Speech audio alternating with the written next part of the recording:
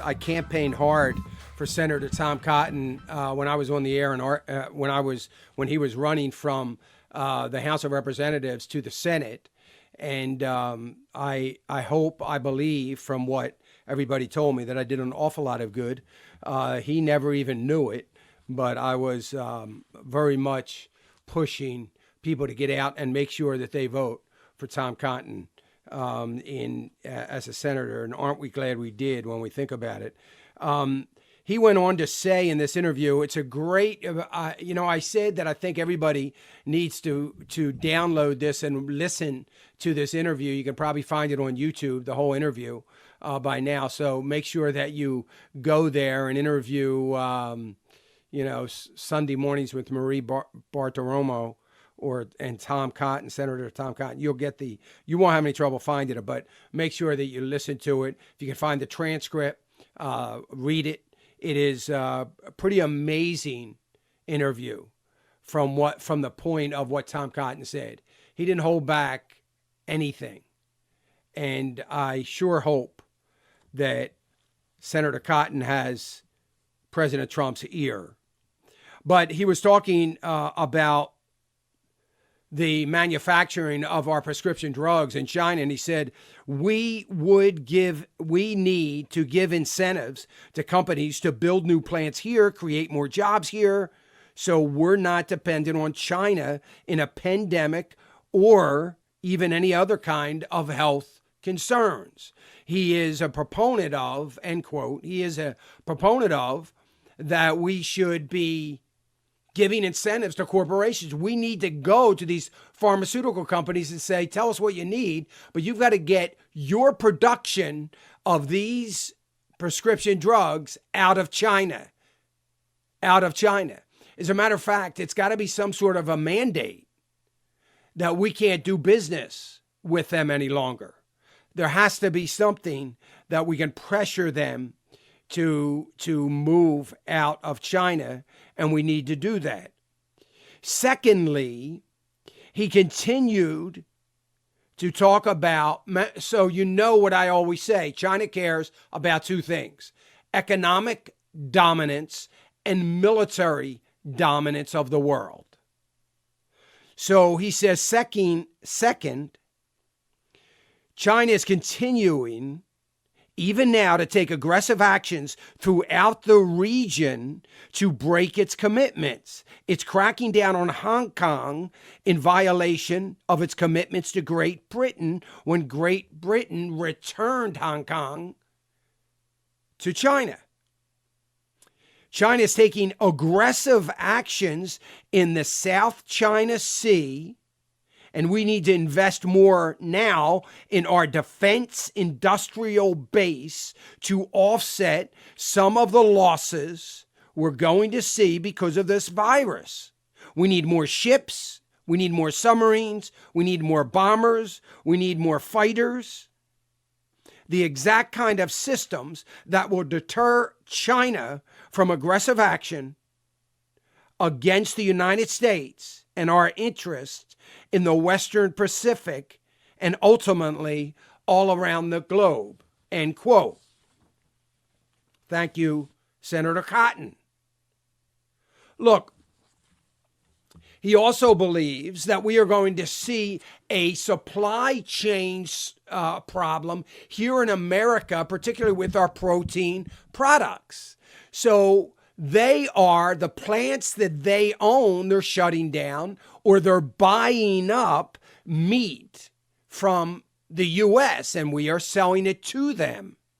Well, that's fine right now, but there's going to be a time, and I would suspect a month from now, where we're going to see prices in the United States going up dramatically on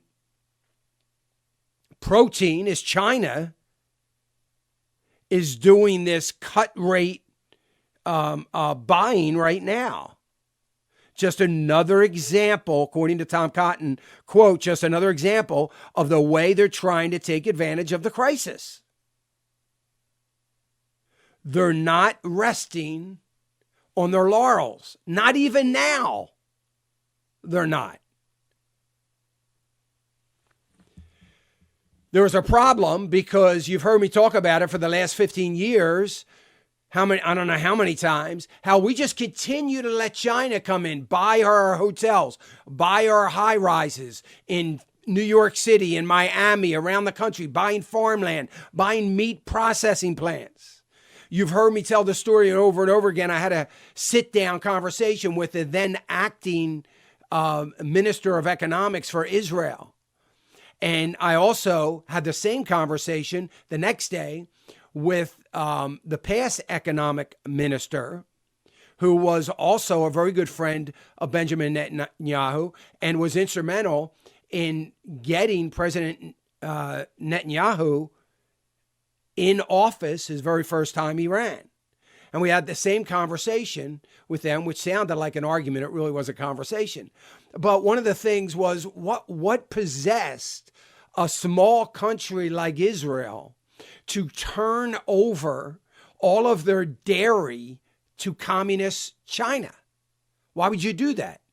And both of them answered the same way. It must have been the party line. They both answered the same way. Well, we still own the cows. You own nothing. The cows don't mean anything. It's where the end product is going, what the supply chain looks like for the end product.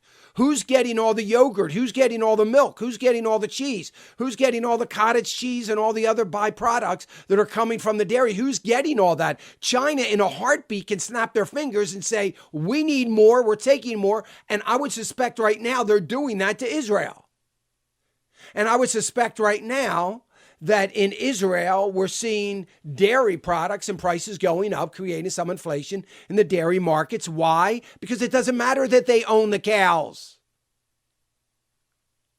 And I thought it was lunacy when Israel did this, and I told them both so. It made no economic sense for a country that small to give that up.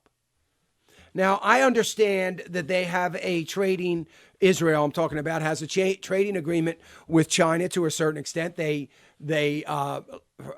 China has been good trading partners for them because China doesn't care about religion. They don't care about the God they serve, which is the same God we serve. They don't care about that. China, that's irrelevant. They don't care. They're not going to hold that against anybody because they don't believe in any of it. They think it's a bunch of garbage and it's an irrelevant thing. It would be like us getting all upset because, China's flag is red. It's kind of irrelevant in the grand scheme of things.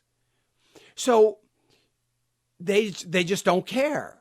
So they've always been trading partners that didn't make every trade some sort of political statement. But that's going to come back to haunt them as well. And it's going to continue to come back to haunt us. Listen.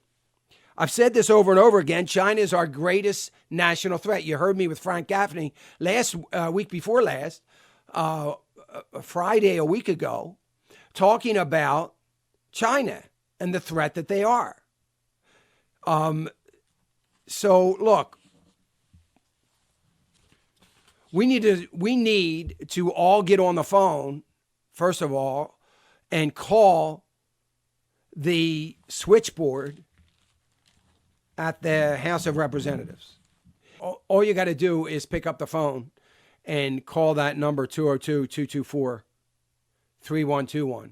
Ask for Senator Cotton's office, and they will give you his office. Just say, would you please tell the senator thank you for the stance he made Sunday morning, with Maria Bartiromo for the information that he gave us. And tell him that you are praying for him and that you continue to hope that he presses the issue of national security for the United States of America and China. Hey, remember to click the subscribe button right here on the screen. And don't forget to hit the notification bell so you'll be notified when new content is added. And more importantly than anything, you don't want to miss all 3 live hours of Financial Issues every day from 9 to noon. And you can watch it on FISM.tv. That's FISM.tv.